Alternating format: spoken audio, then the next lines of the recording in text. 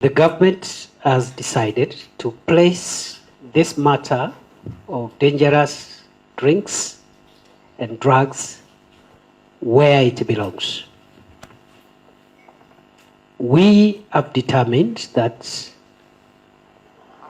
the manufacture, sale, distribution and consumption of drugs and killer alcoholic drinks is a matter of national security. It is an existential threat to the future sustainability of Kenya. And the harm that it is causing us is harm which is equivalent to what terrorists and other organized criminals are causing us in other spaces. In the past, government has tried to address this matter, but looking behind, with the benefit of hindsight, past measures taken to make sure that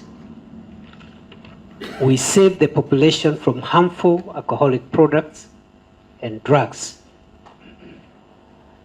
Past measures have been rationalized on various aspects. It's a social problem.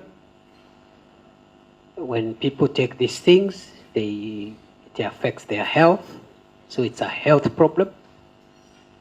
It's a social problem because some of the people who consume dangerous products are not able to be responsible citizens. So it's a social problem. They can't raise families. It is an economic problem because many of those who are hooked into these dangerous drinks, if they survive death, are not economically productive. They are zombies, and they are derailing national economic development. They are denying us an opportunity to contribute to raising household incomes by working hard to get livelihoods for their families, but also collectively denying the country of a productive workforce. We have decided as a country to place this matter where it belongs.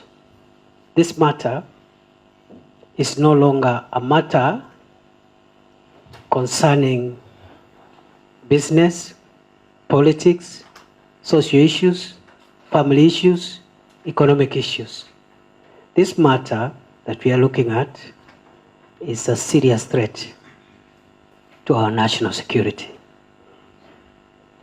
And unless we collectively, firmly rein on this matter,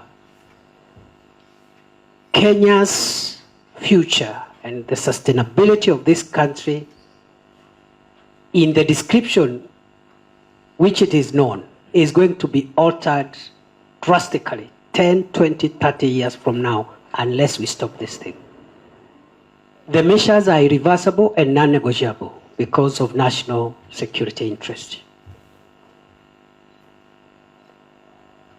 Some of you are telling us, oh, you want to go to court, I don't know, you want to go somewhere. It's okay. Court is okay, but the decisions are irreversible. And we must work together as a nation, and you are a critical part of that journey to save this nation from further degeneration. That's what we have done with terrorism. We don't negotiate the terrorism space. There is no negotiation. We don't, anything else is secondary, including court orders. They are secondary to us neutralizing terror. So I thought we should just agree. If you want to waste time with court, it's fine. There's no problem.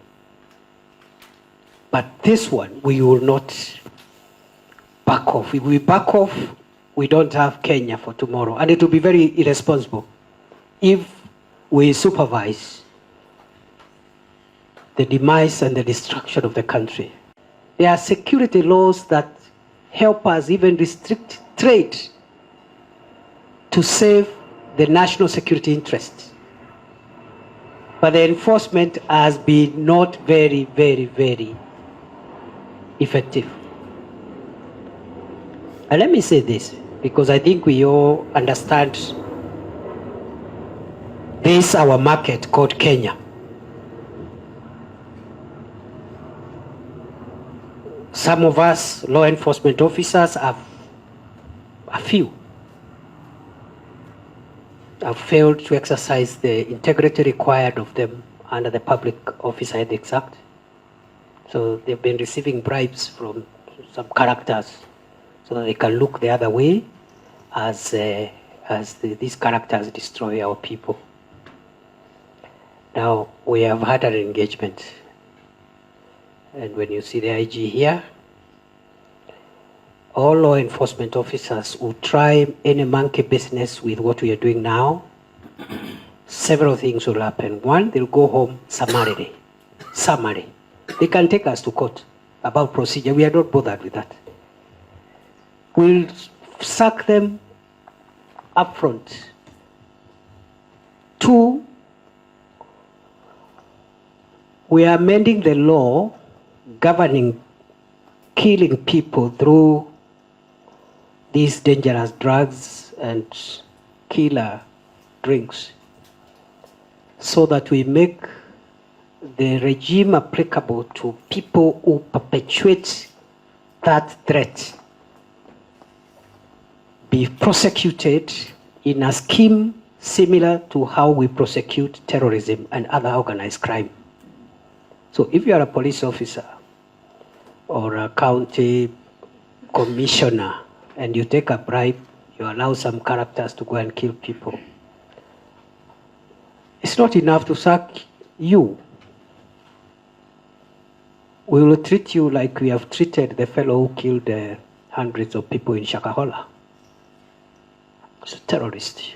So we sack you, then we charge you under organized crime related laws. We keep you in custody for a year so that you don't, even before charging you. Then we keep on appealing the outcome of the court forever to keep you in the courts for the next 20 years so that you eventually you are in prison for life. Then we also look for auxiliary orders from courts so that we trace and freeze all your assets, sell them, and we are going to establish a fund, which fund will be used to compensate the victims of crime.